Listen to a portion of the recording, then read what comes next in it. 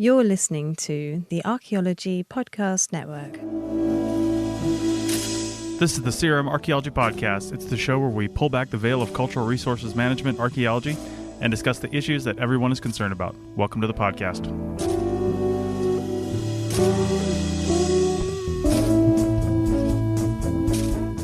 Hello and welcome to the CRMArchaeology Podcast, episode 136 for May 9th, 2018. I'm your host, Chris Webster. On today's episode, we talk about adulting and all those things you know you should be doing. Also, recordings from the 2018 SAAs. So, go look up your lawyer's phone number and grab a legal pad, because the CRMArchaeology Podcast starts right now.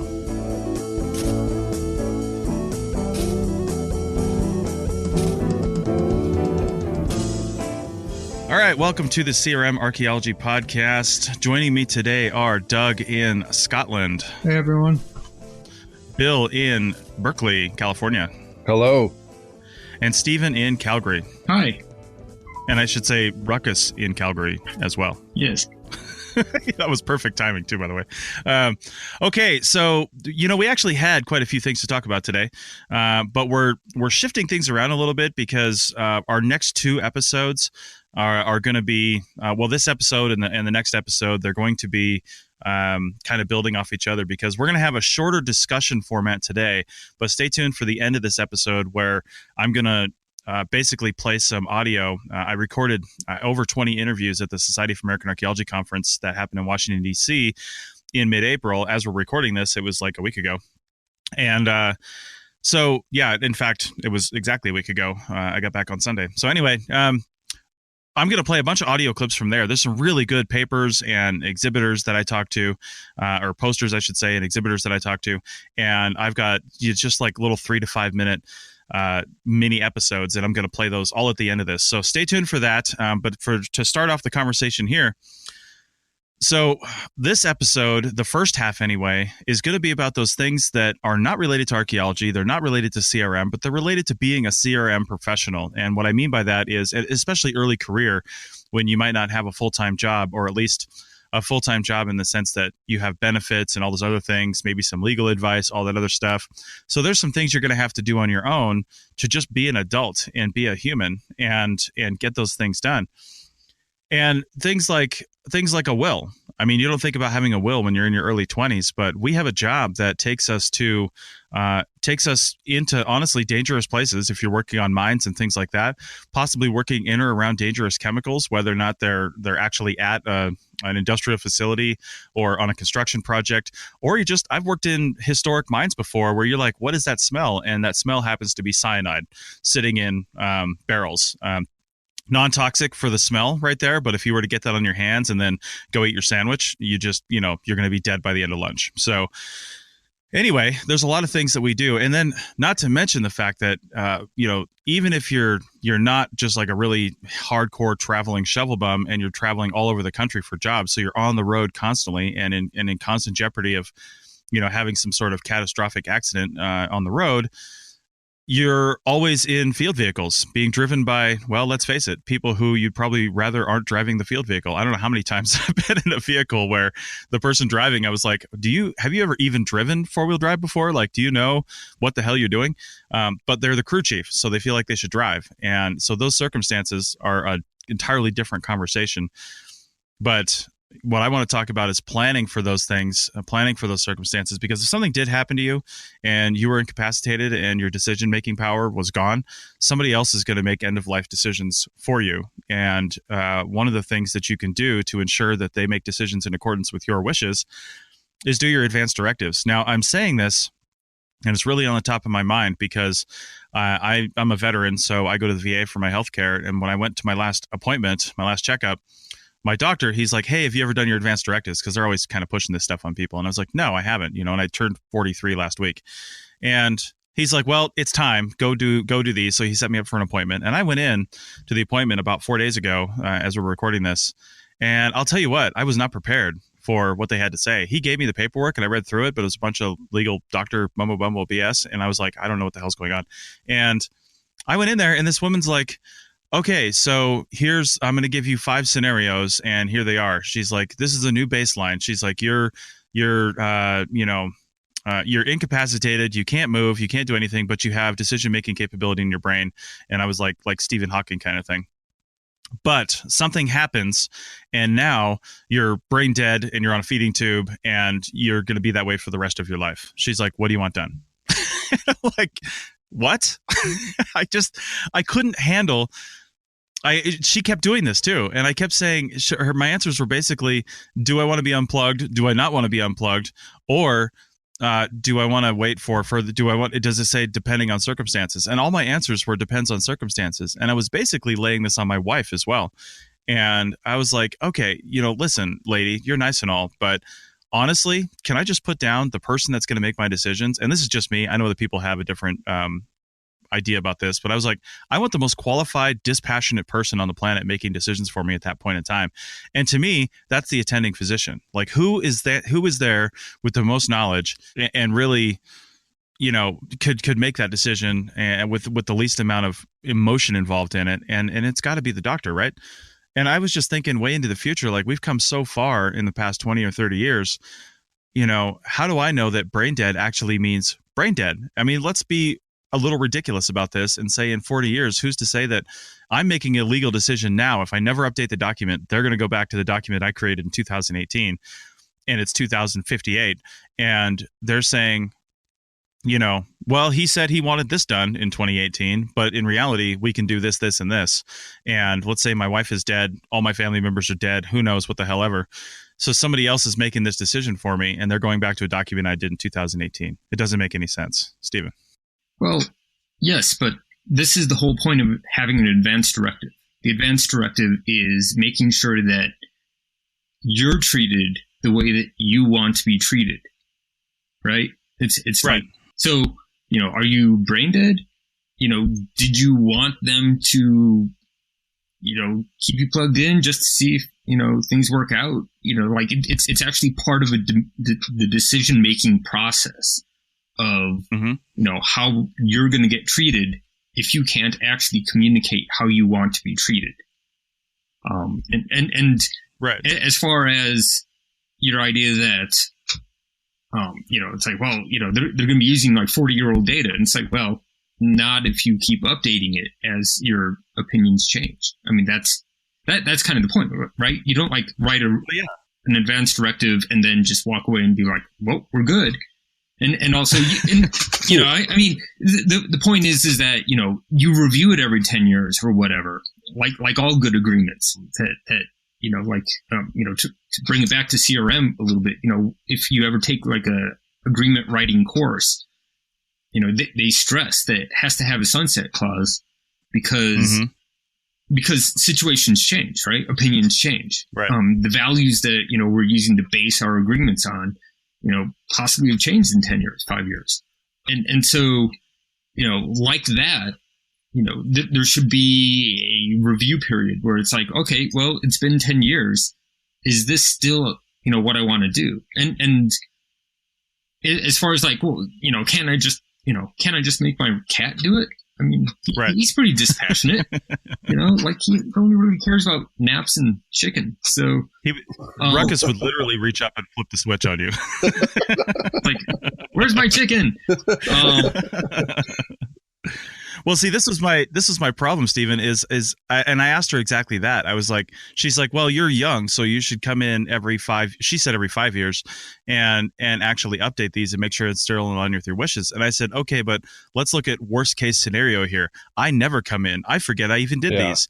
And then all of a sudden, somebody's coming back and going over an old document. That is the worst case scenario, because what they didn't have was I think what you had said, like a sunset clause on it. Like after 10 years, if I haven't come in to update it, I'd rather they just destroyed the document and there was no evidence of it whatsoever, because I'd rather somebody had to make decisions in the moment rather than going back to a document that might be inaccurate or out of date. Because like you said, brain dead, that was my whole point. Brain dead now is different than we had a concept of brain dead 50 years ago when we didn't really know what was going on. We thought people were brain dead 50 years ago when they actually weren't, right? And I know we have much better technology now, but what are we going to have in 10, 20, 30, 40 years? And can you still do something with that? Are you actually brain dead, or can we actually access you in another way? Yeah, but the other thing is that you have to do all this in the United States' healthcare system, right? Which is like a gigantic leech that will drink money, right? So if you did set those up and you were saying, well, I'd like to be kept, on life support for X amount of years until you guys can discover the cure for what's going on, or maybe my brain dead actually doesn't mean brain dead in 2050, right? That means that you have to live in the United States medical system for 30 something years, right? Until 2053. Yeah. Well, in that amount of time, you could have crippled your wife. You could have crippled generations of kids. You could have, eliminated any possibility of anyone in your family having a middle-class life just because you tried to stay alive in our medical system. So really, in the United States, it's kind of more of a, do you want to do that to your family? Do you want them to live in, crippling debt forever while they try to work on a cure to fix whatever caused you to be brain dead? So that's also a real aspect. And the other aspect is you can't just dump it on your spouse, because the point of this is to, in some ways, map out what your personal thought processes are on this, so that they're not like, oh crap, Chris is in a coma, what do I do?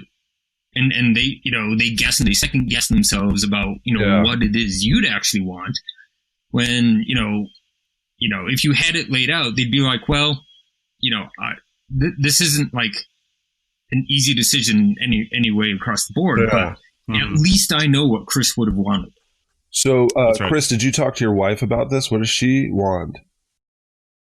I did, and she's kind of in line with me. She's, she would be okay making decisions at the end, but she's also admitted that, listen, she doesn't have all the information, and she'd be in an emotional state and wouldn't even be sure that, she would want to do that. So, and I understand that's what the advanced directive is I'm making those decisions now for her, basically. But she also understood my argument about, what if we never change this and this legal document never goes away and it has an infinite lifespan? Well, it's tied to my lifespan. And that's, I guess that's the part that was really scary, is that the document, if I never went back and changed it, is going to be a legal document until I change it. Well, I mean, if they can find it. Well, and that's actually been a issue in the medical system, is that, if you make your advanced directive at the VA, and then you end up at a private hospital halfway across the United States, are they going to think to look at the VA? Are they going to know who to call? No, they're not. And this has actually been issues in the case where there wasn't an immediately identifiable next of kin, right? Mm-hmm. Is people don't even necessarily know you have an advanced directive unless somebody's there to tell them. Right. That's a whole other problem. Yeah. And also, if you're talking about just letting the most qualified physician make the decision, their decision is always to save. I mean, their job is to save lives, right? So in the case that you are brain dead, they're going to do everything to keep you alive indefinitely, right? Because that's their job. Theoretically. So if it's possible for them to keep you alive, they're going to do it. And that's where you need to decide, is this the kind of life that I want to have? Do I want to be kept on feeding tubes and kept alive in a hospital? Or do I just want them to go ahead and let me die? Right.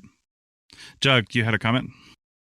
Yeah, a couple of things to follow up on is one, it has more to do with legal issues. So your directive is not necessarily, it's there for basically family members, and if they know about it, it's very helpful for the legal. So if you said that you'd actually like to be taken off life support, it actually helps the people who are there as your survivor. So it's not necessarily for you per se, as it really will help out your family a lot with the process. And the second part is, if you're thinking about 10 years being the medical, oh, what will they have in 10 years?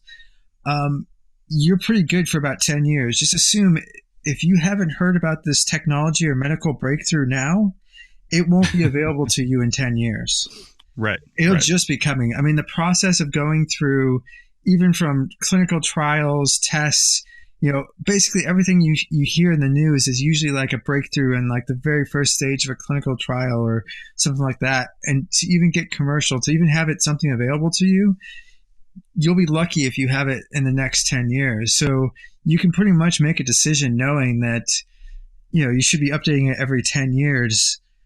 And yes, health will change, but that's partially true too, because if they are in a clinical trial phase, somebody who's brain dead and about to be unplugged is a pretty good candidate for a trial. No, they don't. You can't, like, ethiccally.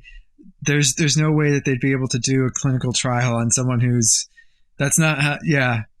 They wouldn't be able to do that on you. Well, but what if I put it in my advanced directives, like try everything, including experimental? Hey, I've seen that on ER. That's why you need an advanced directive. I was going to say, if you're using television to make your decisions, dude, you got to listen to Doug. Right. I'm just going to put in my advanced directives. See season 16, episode 5 of ER. That's what I want done.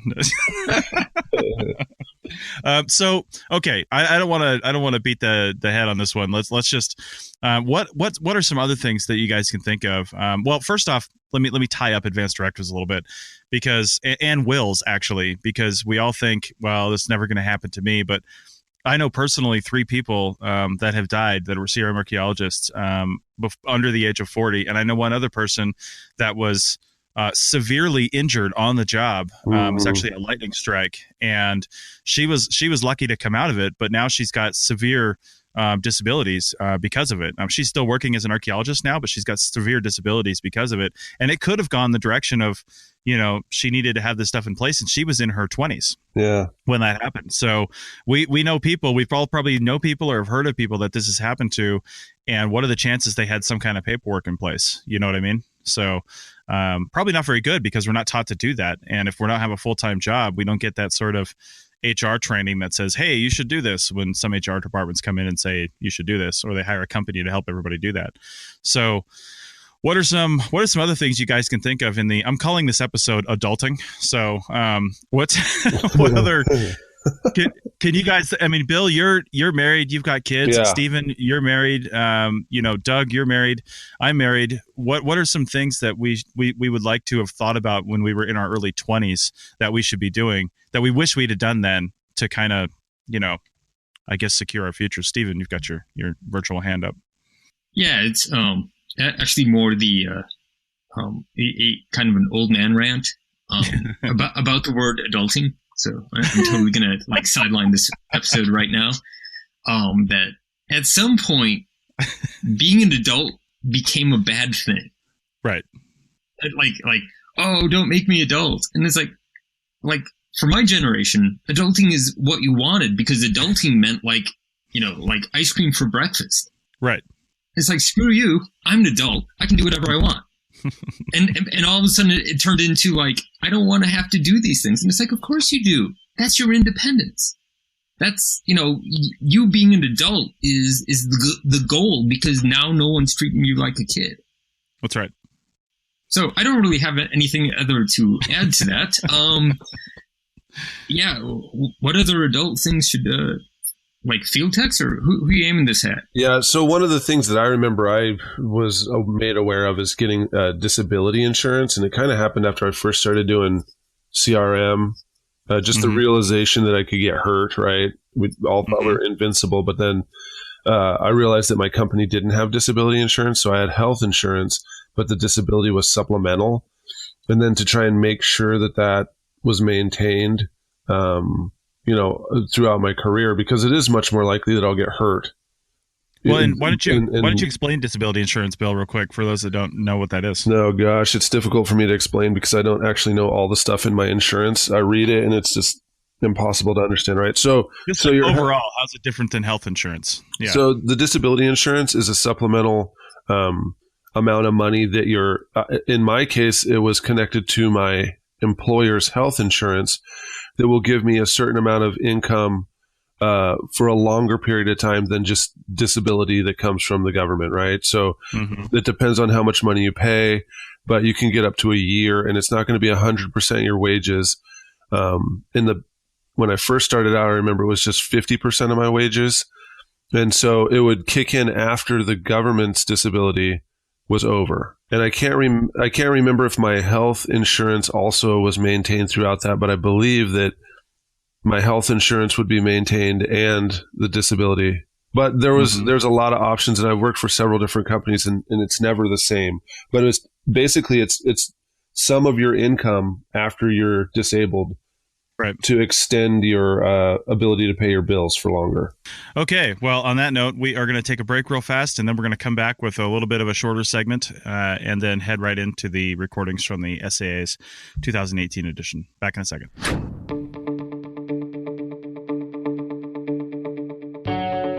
Hey, podcast fans and digital archaeologists. Have you heard about WildNote? It's a data collection app that works online or offline on your smartphone or tablet, iOS or Android. It allows you to collect field data easily, manage data efficiently, and generate data reports and site records effortlessly. We have a growing list of state site forms built in for your use and some generic forms that will work anywhere. Check out the shovel testing and photograph forms. You can get a free all-access 30-day trial today by going to wildnoteapp.com.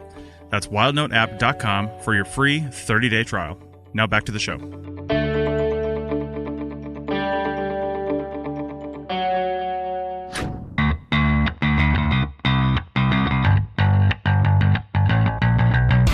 Are you tired of the webinars and training offered by the big organizations not being free for members and not really covering what we need? Team Black has the answers. Check out arccert.black/main for our upcoming webinar schedule. All of our webinars happen once a month, and seating is limited.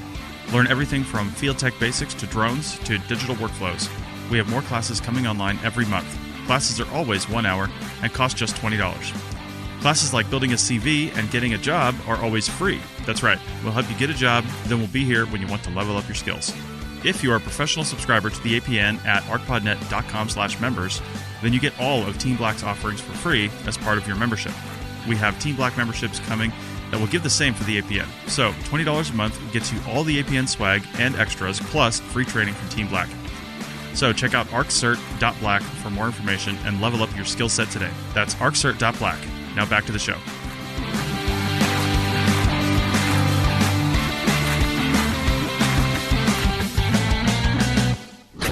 Okay, we're back with CRMArch episode 136, the adulting edition, and Stephen wanted me to call it that. No, I'm just kidding. So right at the end of the last segment, we were talking about disability insurance, and Bill, you brought that up. I'm pretty sure I have to go back and look at my policy because we actually just only did this last fall, but my wife and I got separate life insurance policies because we haven't worked for a company in a really long time that actually did anything like that, so we just did it on our own. And I mean, it's not like a huge policy, but it's something. You know, if I died, I think my wife gets like $200,000 or something like that. I think we pay each like $70 a month or something like that for the policy, which really isn't terrible. And but included in that, I'm pretty sure I'd have to go back and look because I remember we had all these discussions, is some disability insurance. And in the context of this life insurance policy, it basically just means I had to write down all the things that I'm doing right now. And if I got injured, whether it was on the job, off the job, or during riding or anything like that, then, however I got injured, if I was not able to continue doing the thing that I was doing, even if I can do other stuff, if I wasn't able to continue doing the thing that I was doing, I would get disability insurance from that. I would get some sort of paycheck that's a percentage of whatever the hell I was making doing it. So hopefully you're right, Chris. It was attached to life insurance. It wasn't attached to health. There you go. Yeah, that makes sense. So the type and amount of disability insurance you can get attached to your life insurance really varies depending on the life insurance company you go with. And I'll tell everybody right now, we're not selling for these guys. We don't have an affiliate relationship or anything. But Mass Mutual, if you can find, they did a really good, at least the person I know there at the local office, they did a really great. We had like 2 months worth of questions. We met probably 4 or 5 times because I was really like, I want to make sure I understand every single aspect of this before I start paying on it for the next 20 years, which I think is the length of time that I pay on this policy. Well, it'll change depending on how old you are. So it changes. How much you pay changes as you get older. That's the thing. This one doesn't. This one, I'm going to pay this amount. Unless I want to change the amount that I'm getting, then it'll change. But this one's locked in for whatever the term was that I'm paying on. So that was kind of the benefit of doing this at my age is it's not going to change for, I think it's the next 20 years. I'll pay $70 a month, unless, like I said, the only thing they said that's unlikely though, because generally as you get older, you make more money. I was like, you don't know archaeologists, do you? But anyway, they said as you get older, you make more money and you have more assets and you have like kids and things like that, and you'll want more money back. So the 200 or 300 grand or whatever that my wife would get if I died might not be enough in 20 years. And of course, that number is adjusted for inflation as well. It's not a set number. It's 200 now, but it's not 200 in 20 years. It's whatever the equivalent of 220 years is. So my point with all this is that life insurance is not as expensive as you think it is. And it's a bill that you probably should just have. It comes out of our checking account automatically. It just happens. We don't even think about it.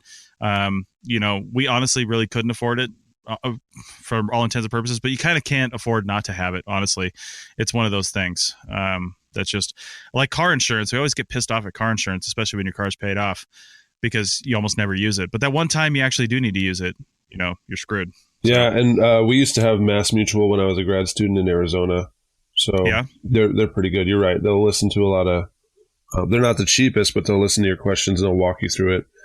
But right. We just recently switched because now we have new employers. Right. New employment status. But I'll say that life insurance is, paramount. Unfortunately, about 10 years ago, my father passed away, and his wife also passed away, and my wife and I decided to become guardians of my sister, who was 12 at the time, and now she's about to finish college.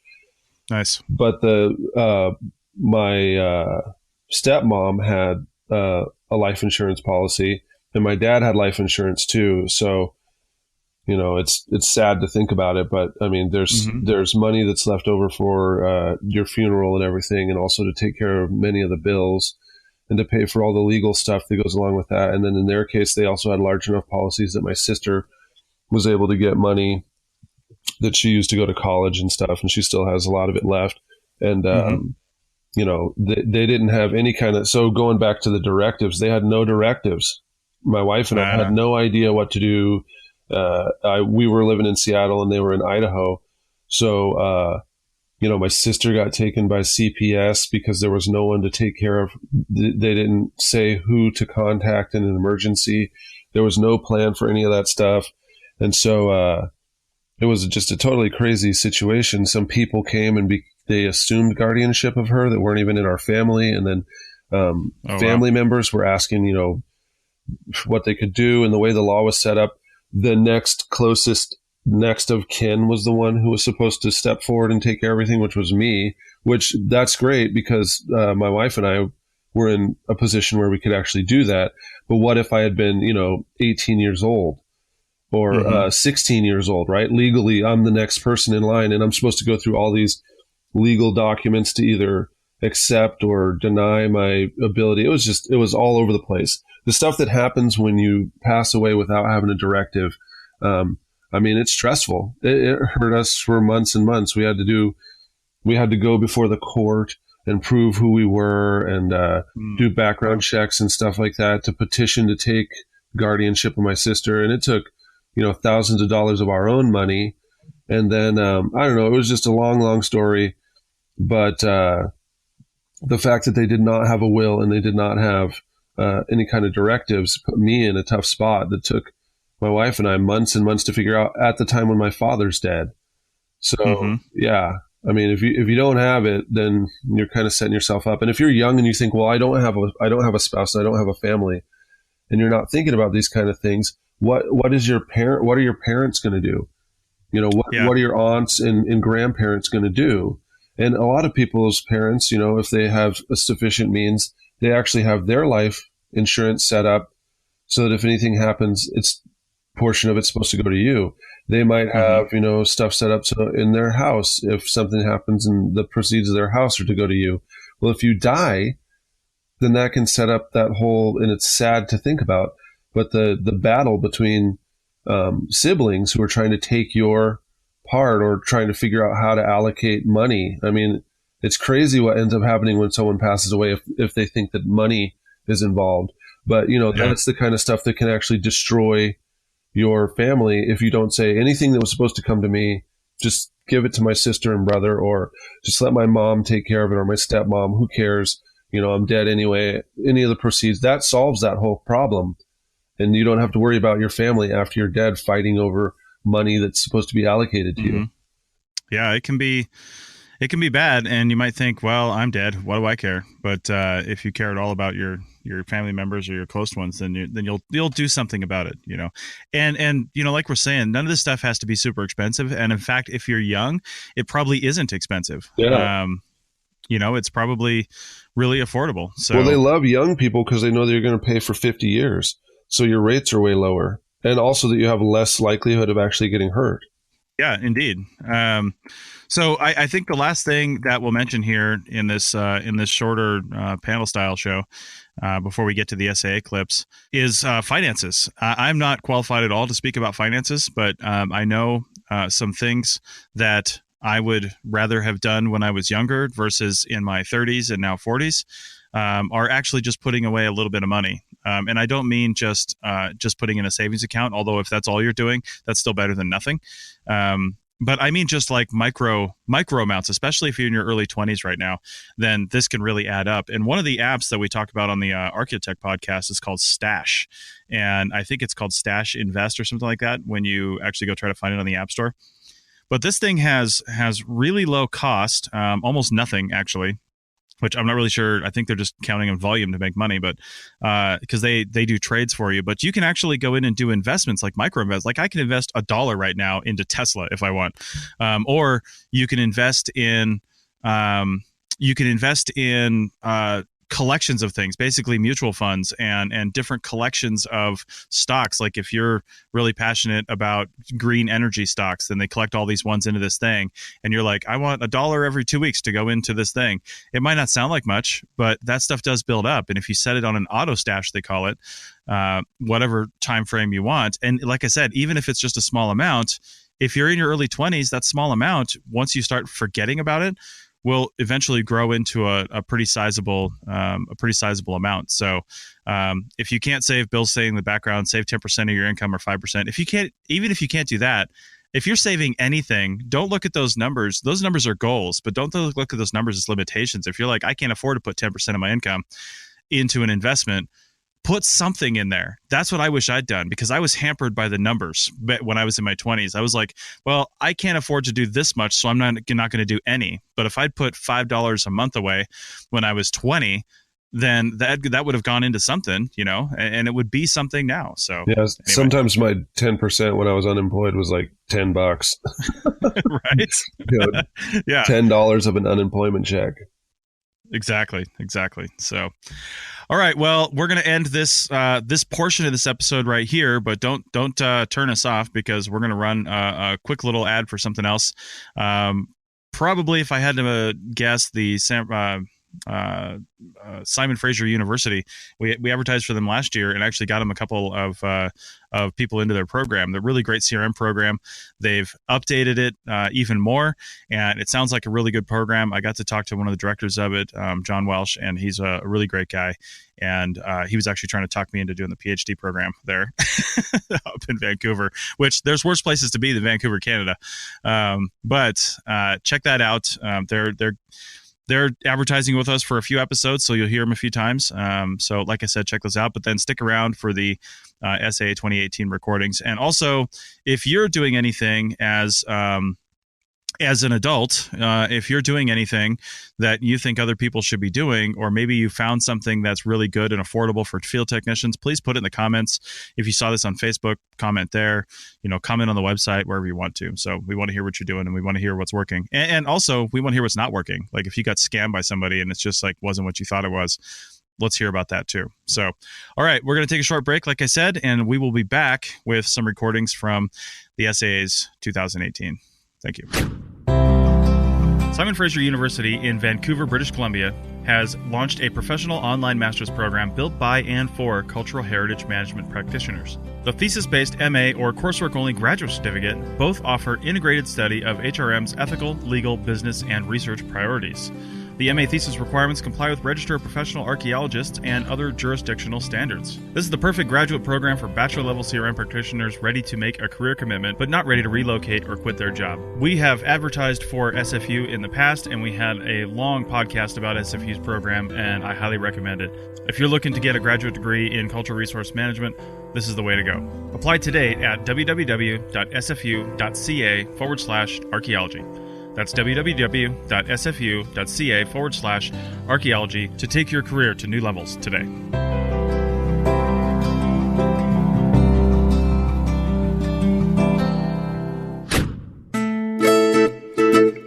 This network is supported by our listeners. You can become a supporting member by going to arcpodnet.com/members and signing up. As a supporting member, you have access to high-quality downloads of each show and a discount at our online store, and access to show hosts on a members-only Slack team. For professional members, we'll have training shows and other special content offered throughout the year. Once again, go to arcpodnet.com/members to support the network and get some great extras and swag in the process. That's arcpodnet.com/members. This is Chris Webster with the Archaeology Podcast Network at the exhibit hall of the 2018 Society for American Archaeology Conference, and I'm with Stacy Chambliss from the SRI Foundation's Passport in Time. Stacy, how's it going? It's going well, thank you. All right, so tell me what Passport in Time is. What do you guys do? Passport in Time is actually the Forest Service volunteer program that does all the heritage projects. So it runs the gamut from excavation to restoration of old buildings. They do oral histories, surveys, metal detecting. They actually get out and dig up dinosaur bones. So it's just kind of any way that they can engage the public doing these kinds of projects on Forest Service land. So it's focused around volunteers and I assume education about archaeological practices and preservation things and stuff like that? Absolutely. Okay. And how is it funded? Did the Forest Service throw money at this, or does SRI? I mean, how does that work? It is fully funded through the Forest Service. Okay. So it is a public, one of their public outreach programs that the Forest Service, and it started in 1989. And so it's been around for almost 30 years now. Okay, and what I do know of SRI, like the CRM firm, it's largely Southwest and around in that area. Is Passport in Time in all the forests, U.S. forests around the country? It can be located in any forest, and we also partner with BLM, and we've had a state forest actually at one point, but it's in any forest, so pretty much any state. There's mainly in the West just because there's a lot more public land out there. So. Yeah, I live in Reno, so it's pretty much an entire public land state. There you go. So how do people find out more about this and possibly get on a project? If you go to our website, it's passportintime.com. All current projects are listed there with their the description and any qualifications that you need, the facilities that are available, and there is an online application right there. You put that in, you go into the pool of applicants, that goes to the project leader, and then they make their selections. Okay, sounds good. Thanks a lot. You're very welcome. This is Chris Webster with the Archaeology Podcast Network of the Society for American Archaeology 2018 annual meeting. And I'm here in the exhibit hall with Rob Witcher from the journal Antiquity. Rob, why don't you tell us about the journal? Well, Antiquity is an international journal based in Durham in the north of England, and we cover all aspects of archaeological research, theory, method, new discoveries, science, all periods and all regions. We're here in Washington to meet our authors, to listen to papers and try and attract new contributors, find new subscribers and readers. And how often does the journal publish? So Antiquity publishes 6 times a year. We publish around 15 or so research articles with each issue, plus a range of debate articles, reviews. And just out of curiosity, especially for authors and people wanting to submit, this is always a big question. What's the turnaround time? If I send you an article, when do you think it will, if it's going to get published, when do you think that would happen? What's the turnaround time? Well, at the moment we're just moving to a new approach. So we're moving to first view. So previously we've had to accept papers and then wait for getting on for 12 months before we get that out in print. But now we're moving to first view over the next 12 months or so. So we'll be able to turn around papers much more quickly. So faster decisions, faster time to online first, and then into the print journal. So, and one reason we're doing that is to try and attract areas of archaeological research that really want a faster turnaround time, particularly archaeological science, where it's important to get those results out quickly. So we're making this change generally to help our contributors, but particularly looking for those areas of kind of innovation that really need to publish fast. Okay, and I notice on your sign here it says read the journal at cambridge.org/AQY. Is that behind a paywall, or can you read some of the journal without doing that? So Antiquity is a subscriber-based journal. So we have no society behind us. We're just entirely funded by subscriptions. We're also a charitable organisation, so as part of our charitable activities we make a number of articles free to access each issue. So we highlight 3 featured articles, research articles, which are free to access for a couple of months. Plus we also make a number of book reviews or debate articles free to access with each issue, so that readers around the world who don't have a subscription can access some of that material. And you can find what's free with each issue by going to antiquity.ac.uk, where we have a page that gathers together all of our free material, or maybe an editor's choice, an article from our archive, so that you can find the full range of material that we publish. Okay, well, thanks a lot. And you said the website before I could do it, so we'll put that in the show notes. That's antiquity.ac.uk. Thank you. Thanks a lot. This is Chris Webster at the Society for American Archaeology Conference 2018 in the exhibit hall, and I'm sitting here with Christopher Dorr, the current president of the Register of Professional Archaeologists. Welcome to the show, Christopher. Thanks, Chris. It's great to be with you again. Yeah, so tell me, what is the RPA?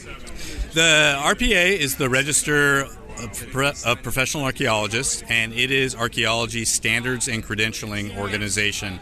We're 20 years old this year, and we were founded in 1998 by actually the 4 organizations that we call our sponsoring organizations, which are the Society for American Archaeology, the American Anthropological Association, the Society for Historical Archaeology, and the Archaeological Institute of America. Okay, and how does somebody become a registered professional archaeologist? The process is actually fairly easy, and it is all online. So you can go to our website at rpanet.org and go to the page about becoming a registrant and do the process online. So there are ancillary documents that are required, and you can just scan those as PDFs and upload them with your application. And a little plug here as well for new graduates. If you apply for registration within 6 months of your degree, the application fee is waived. And I believe there's still a discount for people who are a member of one of the sponsoring organizations. Is that correct? That is correct. Annual dues are heavily discounted if you belong to one of those 4 sponsoring organizations. So, for example, this year, our undiscounted dues are $125, and if you're a member of the sponsoring organizations, they're $45. So those will go up slightly next year, but there's still a huge discount. Yeah, I didn't even know they were that high because I've never paid that price. Yeah, me neither. All right, well, thanks a lot, Chris. You're welcome, Chris. Thank you. All right, this is Chris Webster with the Archaeology Podcast Network at the Society for American Archaeology meetings in Washington, D.C., 2018, and I'm in the exhibit hall at the Lamar Institute booth, and I'm talking with Dan Elliott. Dan, what is the Lamar Institute? Lamar Institute is a nonprofit organization, been around since 1982. We do archaeology and public outreach and history research and public education. And we try to do things that aren't getting done by the universities or by the private archaeology companies, looking for opportunities to save archaeological sites and do research in areas that's been neglected. Okay, and I know I became aware of you when I was at the University of Georgia, of course. But where do you guys work? Like, where do you do projects? Is it just in Georgia, or do you branch out farther than that?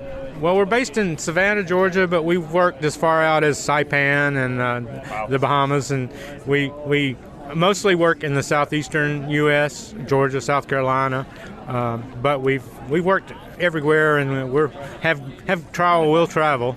We'll work. We're currently applying for a project in Long Island, New York, to document British Revolutionary War forts and battlefields. Nobody had ever studied those very much, so that's a neglected resource, and Long Island is developing and has developed, so it's a threatened resource. We like to protect threatened things. Okay, and what about your workforce? Do you find local volunteers? Do you bring archaeologists up with you? How do you do that? Well, we work mostly with grant funds, so we write in salaries for ourselves on the projects that we get, and crew members. We also do use volunteers, particularly on our battlefield archaeology projects, where we use a lot of metal detecting. We've been pretty on the vanguard of incorporating private collectors and metal detector people to get them to see the light and come over to real archaeological thinking and scientific pursuit. Awesome. So where can people go to find out more about what the Lamar Institute is doing and maybe help volunteer and work with you guys? Well, our website is thelamarinstitute.org. Lamar Institute, if you Google that, you'll probably find us. And we have about 200 archaeological reports that are available for free that can be downloaded at our website that give you a good idea of what we do. And if you contact me, if we have projects coming up and you want to volunteer, I'll try to hook you up. All right. Well, thanks a lot, Dan. Well, thank you. This is Chris Webster at the Society for American Archaeology meeting in Washington, D.C., and I'm not in the poster room because I missed it yesterday, but I'm with P.T. Ashlock, who had a poster, and since I don't have it, just tell us roughly what the title was, unless you can read it off your phone there. I'll give you the title. Essentially, the poster was a focus on 3D technologies, virtual reality, augmented reality, immersive media, 3D scanning, and how we integrate that into public archaeology. So. All on a two-dimensional poster. All on a two-dimensional poster. We did have a picture of some of our 3D work there, along with some VR headsets for just for the fun of it. But when do you think we're going to have a VR poster room? That's my question. Where you just walk through and you put on the... I would love to see immersive technologies in posters. I would love to see digital posters where people are able to come and interact, just like you can at some of the museums with touch screens and those types of things, because then it allows the user to intake this data and delve as deeply as they want to into it. I mean, we're kind of going off topic here, but a lot of high-end like Android devices, and then from the iPhone 8 up to the 10, they have augmented reality capabilities. So building an application in through the SAA that people can put stuff on their posters and then it interacts and comes out, that would be amazing. QR codes, being able to link to that immersive media, it's going to bring the next generation to a connection with archaeology. Everybody's so tactile. Everybody is so involved in their devices, and these platforms, both Android and Apple, have the ability to do so. And the weakness that we see in this, which is something that we brought up, was that there are not a lot of archaeologically based apps that capture VR and AR. We're getting there, but we need to see that grow. So that's something that could be improved upon. Okay, digital poster symposium.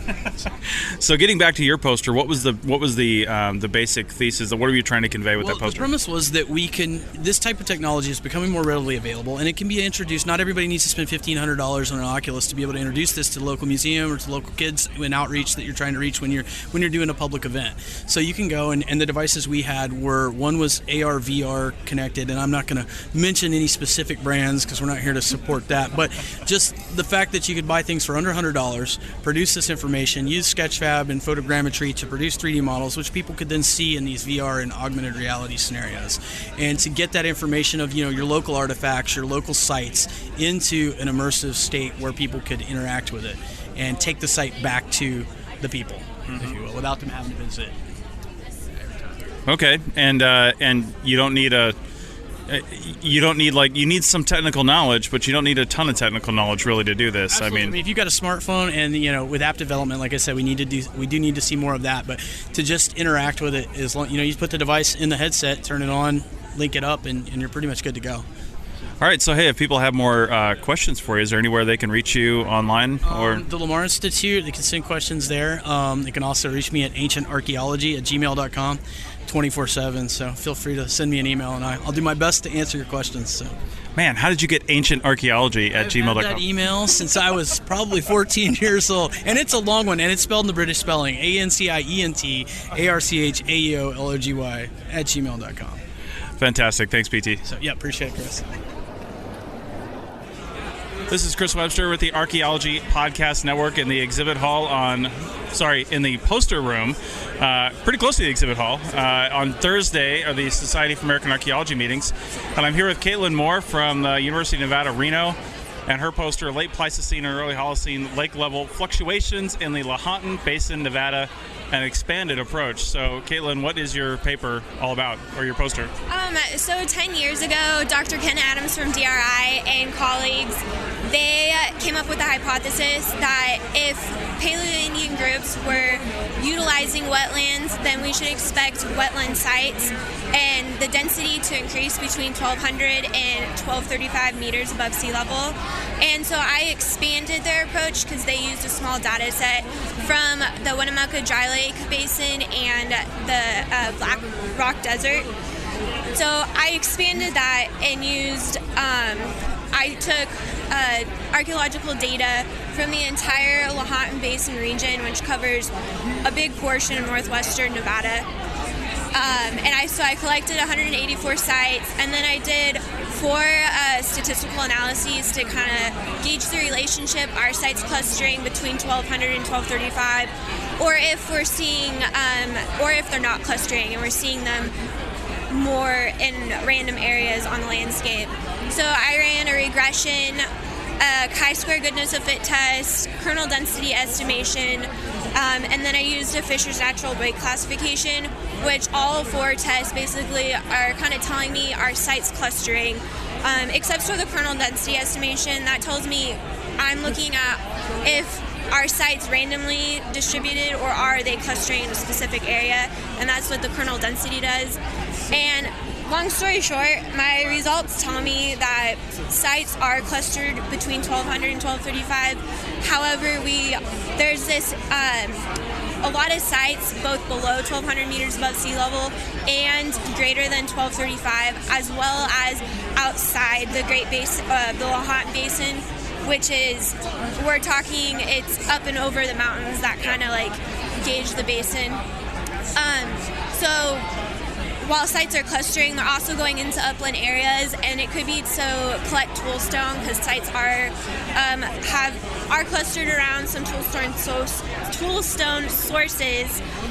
And then there's also possibility that they could be going up and collecting geophytes, which are carrots, potatoes, underground storage organs, basically, that are very high caloric, have a high caloric value. Or they could be following large mammals and hunting them as they go from basin to basin. So basically, yes, sites are clustering close to terminal Pleistocene, early Holocene wetlands, but we're also seeing them in other areas. And so land use patterns may be more complex than we realize. And that's basically this poster in a nutshell. All right. Do you have any plans to continue this and maybe expand it further a little bit and do different things?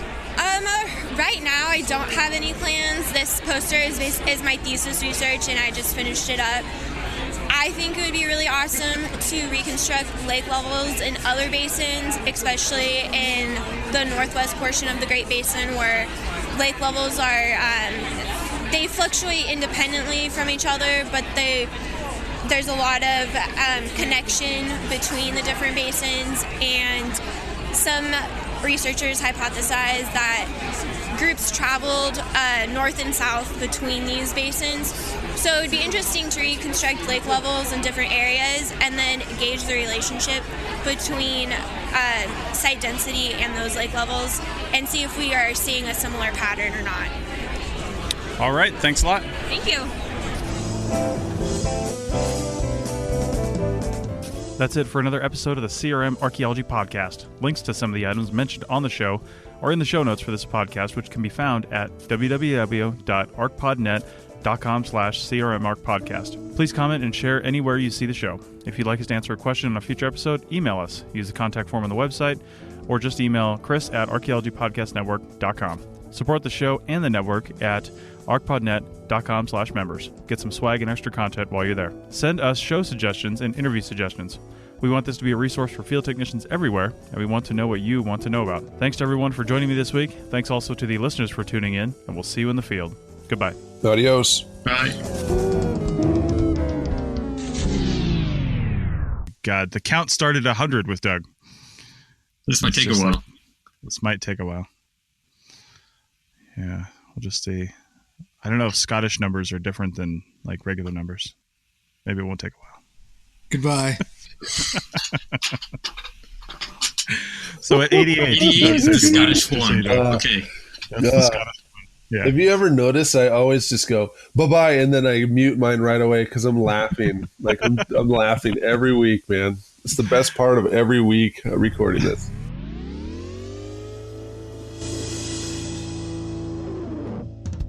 This show is produced and recorded by the Archaeology Podcast Network, Chris Webster and Tristan Boyle, in Reno, Nevada, at the Reno Collective. This has been a presentation of the Archaeology Podcast Network. Visit us on the web for show notes and other podcasts at www.arcpodnet.com. Contact us at chris@archaeologypodcastnetwork.com. Thanks again for listening to this episode and for supporting the Archaeology Podcast Network. If you want these shows to keep going, consider becoming a member for just $7.99 a month.